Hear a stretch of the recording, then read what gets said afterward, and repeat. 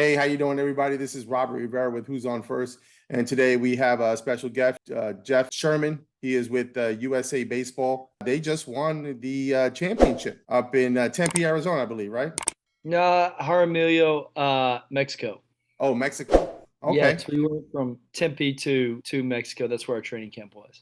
okay, all right. So, I mean, explain to us what is USA Baseball? What do you guys do? I'm a high school coach in Texas, so every summer they either have a Capave, which is a basically a Pan Am game. That's a qualifier to get into Worlds, World Championship, which is the next year. So we qualified in 2018 to go back to Worlds because that was the last time we won it.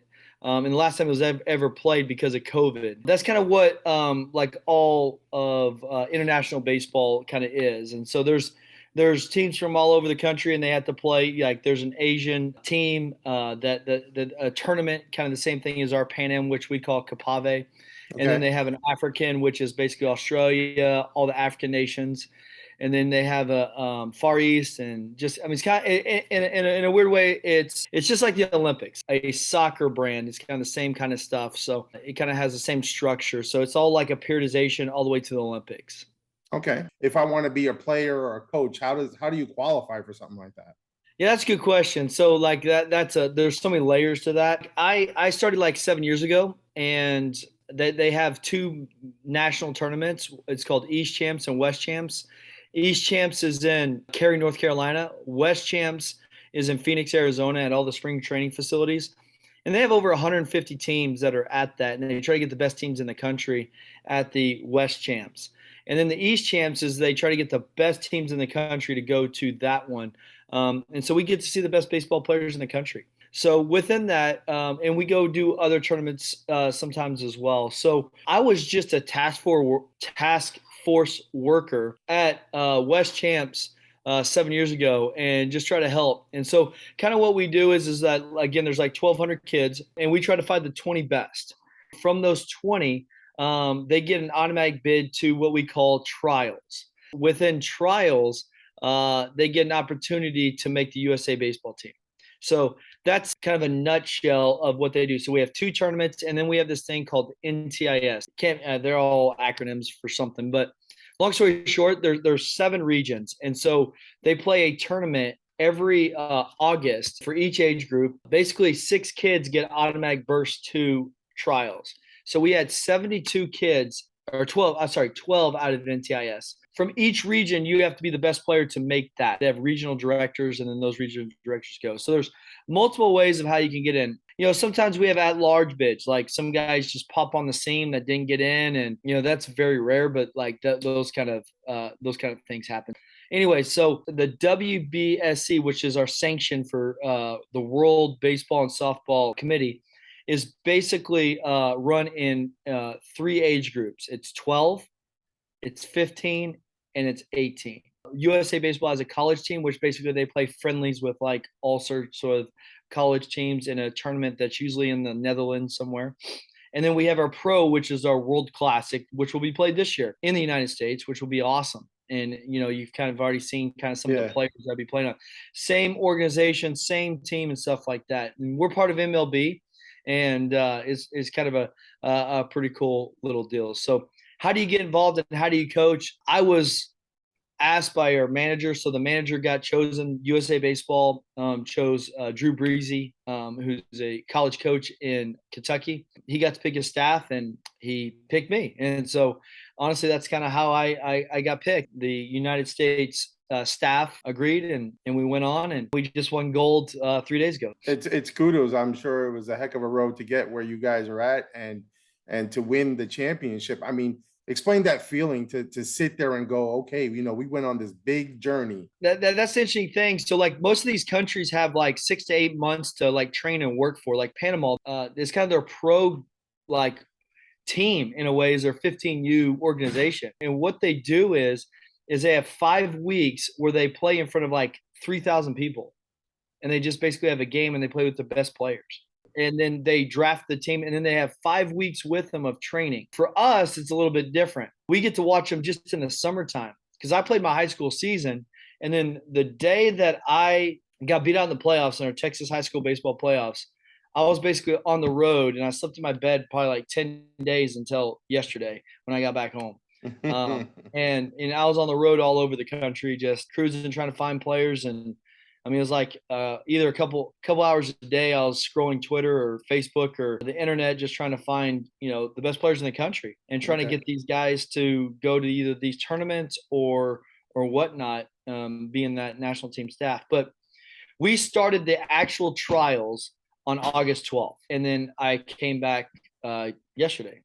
So we basically had 12 days of trials and practice. So we had 3 days of practice, flew to Mexico, had 1 day of practice, and then played basically 8 games. Okay. All right. And you came out on top. What was the feeling of holding that trophy and finally getting to your goal of winning the championship? Well, man, this goes back to 2020. I was named on the staff in 2020. Spring break of 2020 is when COVID hit. So I was the first day of March. On March 1st, I was told I was going to be on the national staff. 2 weeks later, the world shut down. And we didn't know. We still worked hard, and I worked the whole entire summer just like I did this last summer, but they didn't have it. They canceled it.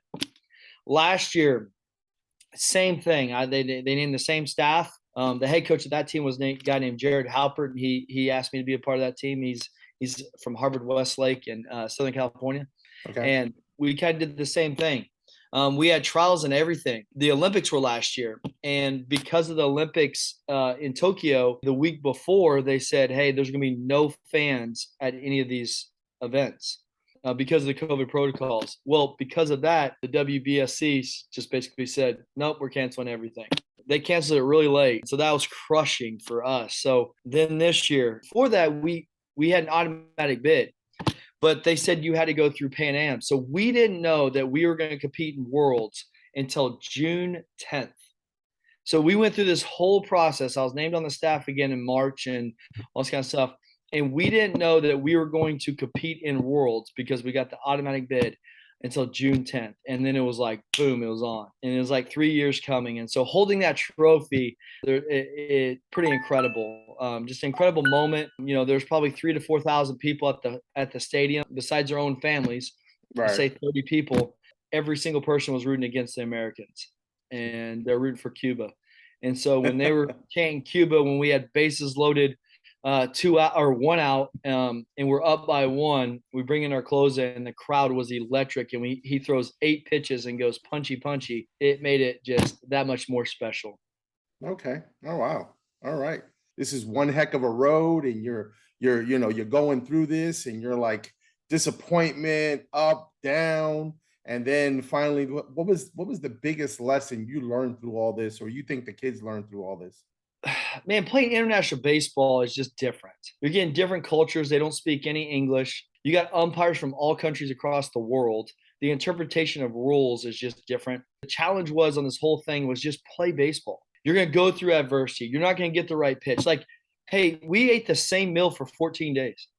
Legitimately the same food. We couldn't leave the hotel. We had to stay in the same place. We just had to go play baseball. I was very pumped to see the toughness. We get to play against like Taipei that doesn't have the freedoms we do, and they're restricted and stuff like that. And they competed their rear end off, and they absolutely want to beat us. And then you get like Cuba that has rolling blackout. They are just tough, and they literally hate you. and it was just an incredible feeling of like you're playing for your country. And at the same time, you got these countries that like have this huge pride: Panama, Venezuela, Cuba, and then obviously Japan, who's like very, very talented.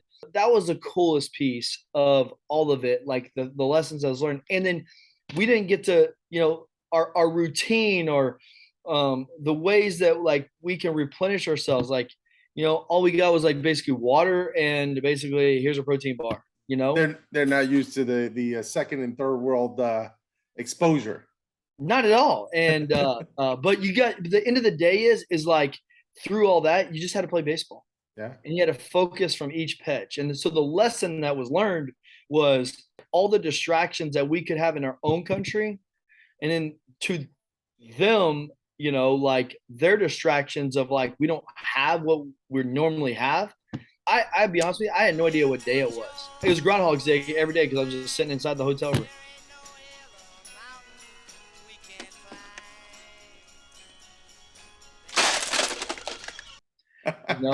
As a coach, it was just like this mental toughness of a grind of like staying focused on the task. And that's the gold medal. And you're literally playing for the 3 letters across your chest that Right. said USA. I know a lot of these parents and these kids, I mean, they give up personal sacrifice. Give me an example of personal sacrifice for you and your family. I had the privilege of a couple of years ago playing for or coaching the Under Armour game. Or no, I apologize, not Under Armour game.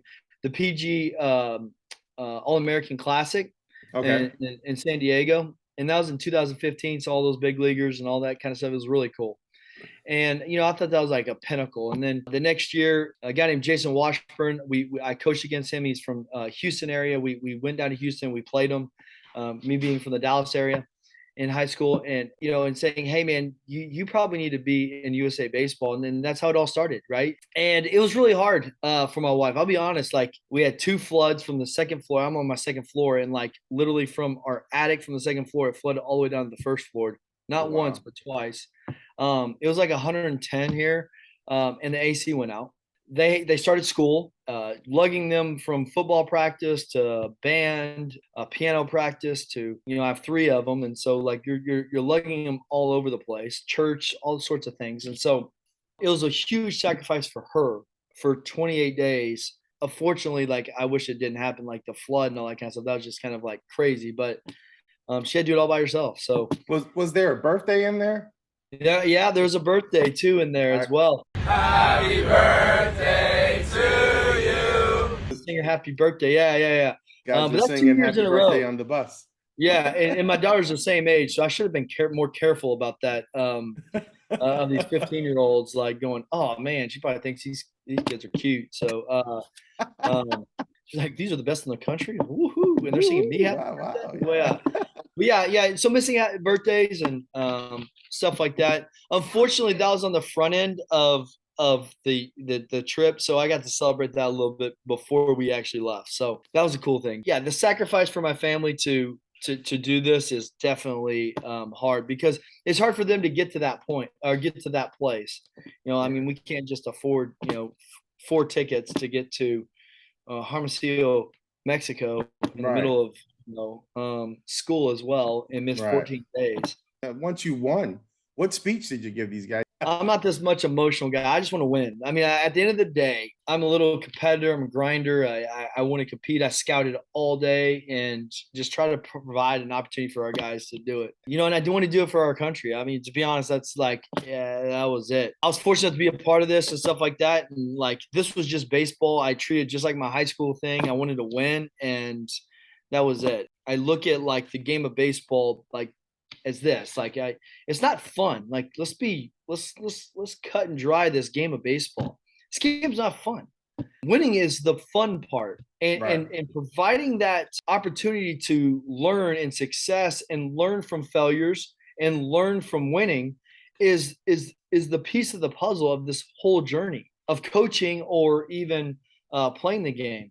And the more that we can understand that, I think we can have this more respect and this deep love for this game. You could sit there and say it's boring or whatever it is, but we get to understand and have this respect for it. I think there's 2 things here that I kind of drove home to our guys is like, number one is, as much as we're the best team in the world, right? The only team that was close to us, like talent wise, probably very close to us, I would say, would be Japan.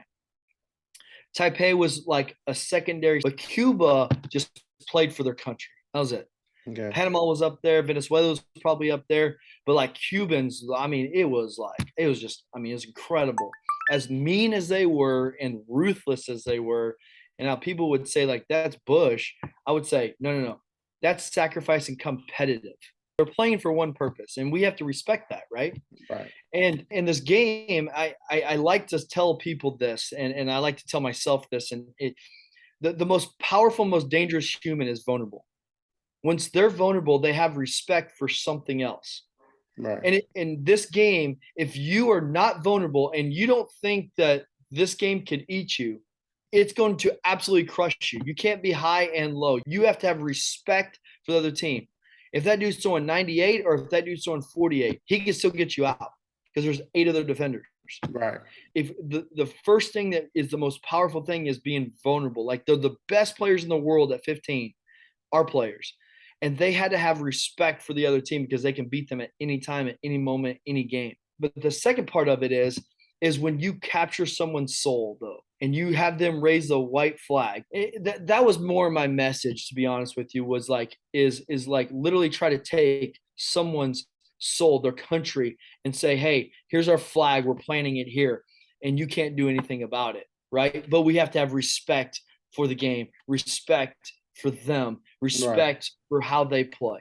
Some deep stuff, man. That's amazing. Here, I'm gonna play a little devil's advocate. So you guys came up number one. What would have happened, and what would you have told the guys if they showed up and they wound up number two Or three? Well, I mean, or three or I'll four? be honest with you. We were against Venezuela. This is crazy. The people don't understand this story because you can't see it on in the game. The coach for Venezuela was waving his flag, and the other player was waving his flag. They were talking so much mess, and they were talking it to me. They're talking to everybody else, and the game caught them in the fourth inning, and we stole home. That made the top 10 of Sports Center. It just crushed them, and we scored 10 more after that. But again, we're tied going into the fifth inning. I mean, that game could sway anyways. Puerto Rico is really good. So what would I have said? I mean, like, I just think that we had this like quiet strength to us that we knew that we could do it, to be honest. Like how it all played out, like if we rolled it back the same way that it just happened, there's zero chance that we win. Zero. Yeah, baseball always for me is one of those things that anything can happen at any given moment. Sometimes it goes down the way it's supposed to go down. You know, Mariano comes out and the game is over. And then there's times where Mariano comes out and they beat him. You know, and it's one of those rare things where you go, well, Mariano's coming in, the game is over.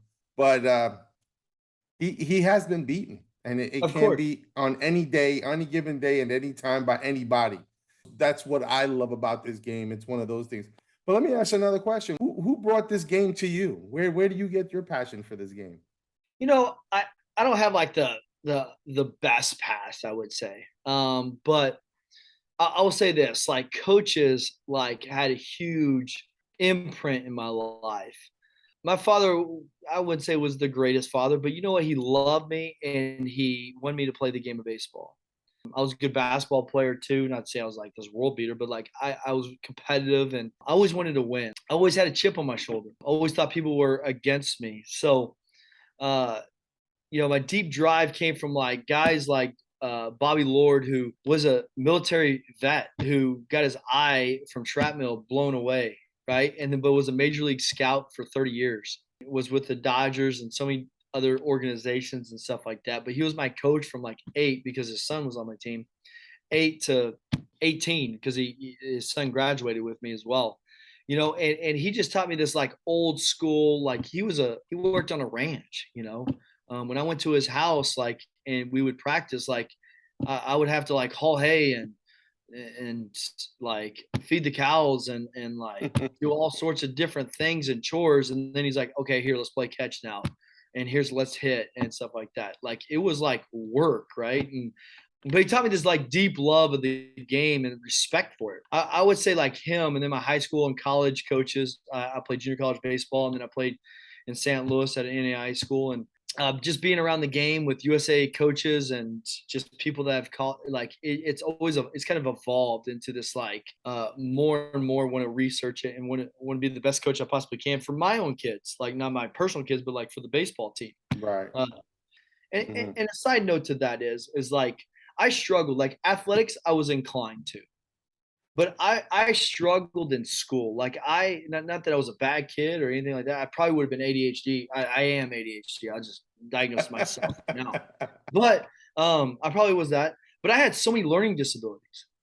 Like I had dyslexia, I had dysplasia. Like that's a crazy one. Like you think of something, something else comes out. Like being a public speaker as a baseball coach, right? Just a public, like you're speaking in front of public, and you're like, man, you don't know if that word actually came out only if you listen to it, right? And so Right. that's what dysplasia is like. It's terrible disease, right? And you have all these insecurities, right?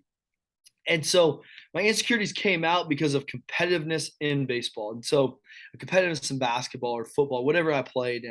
And to know that I had all these like disabilities, I ended up graduating college, right? When my diagnostician said I probably should go to the military because I was probably better off than going to college because I wouldn't have very much success, right? Was told that and ended up graduating. And then I'm coaching at a high school that's probably a top 5 team in the state of Texas every year in, year out. And then I just won the gold medal. I'm a world champion now. Like from a guy that was told by society, like, you're dumb, you're stupid, you got to go to these special classrooms and you got to learn how to speak and you got to go to these special counselors and Right. all this kind of stuff. Like I had these huge insecurities and just trying to overcome that. I think I've always had that chip and respect to like I can do more, right? And so Right. my greatest deficit ends up being my greatest strength, I guess. So Okay. I know Yeah. that was like a huge question, but It's a yeah, huge ask, but you know yeah, what? It's okay because I'm pretty much the same thing. I grew up in the Bronx in New York, and my dad had us basically we were playing ball all the time. Even in the winter, we would go to a high school. He had us, watching baseball. He had us always involved in baseball. In sports, I'd play basketball around the corner. I'd play wiffle ball around the corner. Baseball for us, it harnessed a lot of, well, it absorbed a lot of our time. And if you didn't have time to be in the streets and doing bad things, then no doubt. it was school, it was home, it was baseball. So my dad was the umpire, and my brother was playing in the seniors. I was playing in the majors. My little brother's playing the minors or t-ball or whatever. And my mom was in the women's auxiliary, so she was in the concession stand selling hot dogs. And if we weren't playing, then we were coaching. And if we weren't coaching, then we were umpiring. For me, baseball did basically the same thing. I wasn't a very good student, and I played chess. I equate chess to baseball. Agree. Yeah, you know what I mean? At my job, I have to do a schedule. When I look at that schedule, I'm able to put pieces here, put better players there. I've already done this, in Little League. It was one of those type of deals. So I use that in my everyday life, paying attention to the little details because I was also a catcher. So of course I'm paying attention to the details. Where's this guy standing? Why is he back here all of a sudden? Before the pitch before he was standing up front. These are the things that you wind up using in your everyday life, and that's why my love and my passion is baseball. No But doubt. as a coach, let's say you have 10 minutes with me and you can do one baseball drill with me. What would you do? One baseball drill. Like I just think it's so important that that it's undercoached a lot. It's just the simple fact of catch play, like throwing the baseball and catching the ball. And how you do that with your feet and how you throw that ball. And I can get to biomechanics and do all the whatever you could talk about, but like the simple fact of like moving your feet around, catching the ball, working around the ball, all those kind of things. Like I think like that's so important because pitching and defense are like the most important thing to winning, Mhm. and winning in this game, right? Because they have the advantage. It's the only sport where the defense is holding the ball. The defense is actually holding the ball first before he throws the baseball. Yeah, It should be the absolutely. offense should be actually the defense because it's how sports is kind of run. Well, that Right? was always the for a ball when the ball hits the foul pole, it's a home Yeah. run, but it should be a fair ball because a home Yeah. run can't be foul. So it's one of those type of deals. It's backwards, right? And Right. that's It like the game within the game, right? So right, the game within the game. Yeah. You did all this 3-year path, 3 years on the road doing all this and waiting and stuff. What was your biggest asset this year? I think what I think I provided the most for us is like how to attack a pitcher or I think I do a really good job of like kind of that game management of like how to attack a pitcher or the opposite of that is like how to move guys every pitch. I'm a big mover. I look at like you said chess. I actually look at it as like poker and bet, right? And Okay. so and how much chips are you going to throw in in certain situations, right? You talk about taking a man's soul, right? You can do that in Texas Hold'em, right? Right. You can literally, chip away when you have the better hand, right? And so when you have the best pitcher, you can like strategically move your guys of where you can potentially get the guys, so you can have that guy, knowing his swing and where to move him. That's kind of how I look at the game, is like, to be honest with you, is Texas Hold'em in a way, is like, how do you bet? How do you strategically, how do you tap out? How do you like go, okay, we need to play back and let him hit in front. How do we play, play the corners, how to play, spoon the next guy or whatever you call it, like pinch that opposite field outfielder. Right. But I move the guys literally every pitch, because I think the most valuable thing is like playing the odds of where he is calling the pitch and where the guy is going to hit the ball. I'm pretty sure that the Houston Astros had every pitch against the Washington Nationals, because Scherzer only threw like 2 off-speed pitches in Game 7. He just threw fastballs. But every ball was caught. Why? Because they went after like statistics of like, hey, when he hits a fastball at 95, it's going to be in this location. Right. Again, they have more analytics than we have. But when you've been around the game so much and knowing how these 15-year-olds swing the bat and what you're looking for in barrel control, I think it helps you very easy of how to pitch them. But the number 2 thing is how to position them. Everybody talks about shift. I think that's the dumbest thing. Is like, no. We're chasing outs here. If we can eliminate outs and get outs, that's the most important thing. I think the things that we have to understand is like, how much risk are you going to put into that, in those situations, in the game and stuff like that. To answer your question is like, I think I provided a ton of those kind of like things, but that was all hands on deck though. That wasn't just me. All of us kind of like put our information together, and we kind of had this cohesive group with the 4 of us. Right. We worked it out kind of organically. So that was the coolest part. For me, running bases is a lost art. The next one for me after that is bunting. And after that is the hit and run.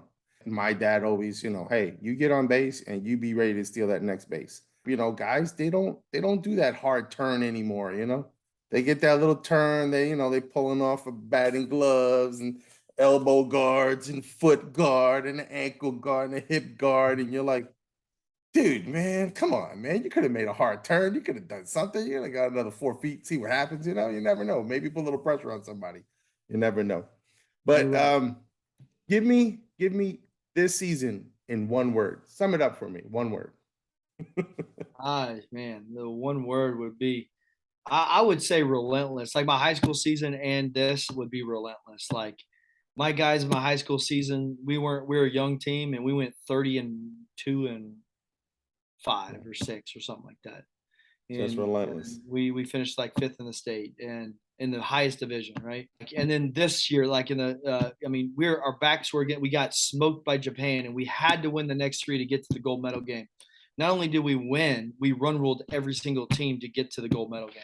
And then that's kind of like how my life was, like to be like, I had this relentless pursuit to try to be the best I possibly can in that situation, with complete humility at the same time, trying to understand that, which balancing is tough.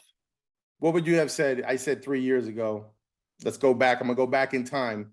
I walk up to you and say, hey, Jeff, in 3 years, you're going to be a world champion. What would you have said? I would have been like, yeah, there'd been a different discussion on that one. I'd be like, get out of here. Get out of here, right? Yeah, me being a part of USA Baseball and being on national staff, like, yeah, I'm again, insecurity. Like, I'm an idiot. There's no way they're going to ask me. This for me, and I tell my guys out there, you work hard, you do the process, you follow the process, you work hard, you will get a reward. The problem that I see a lot of the times is people are worried about the reward and they forget about the process. That getting up at 6 a.m, that 27 days on the road, getting on the bus, getting a protein bar, breakfast, lunch, and dinner. They forget. We have to follow the process, and the process will lead you to the end. And if you get that trophy, you get it. And if you don't get it, then maybe somebody else followed the process just a little bit better than you. You summed up our trip. I mean, it was dark and dirty, man. We had 5 guys on our team that had, I mean, like they're throwing up before the game because of that Right. food poisoning, and they're Oh, like, wow. you gotta suck it up, buddy. Yeah. You got USA across your chest, go. And they did, I mean, Yeah. like they never complained, they never wavered. Mhm. And there was no glorious to this except for putting on that gold medal Right. and listening to the national anthem in front of Cuba and in front of Taipei Right. and Japan. And they're in the stands and in front of all of Mexico. That was the most amazing thing for this crazy journey. Again, we trained in the desert too. We trained 107 in Phoenix, Arizona. That was just crazy within itself. There's no glory to this process at all until the very end when they raise the flag of the national anthem. Okay. All right. I froze up there, so we had some technical difficulties. But Jeff, listen, next time we're going to get the whole team on there. We'll get everybody on there, and yeah. I appreciate you being on, taking out your time. Your wife is gone, you said, for a couple of days, and you're in charge of the whole kids. Everybody's all right. Dang Thanks. right. All right. I'm froze up, but as the froze man, no matter what do we say? Keep swinging.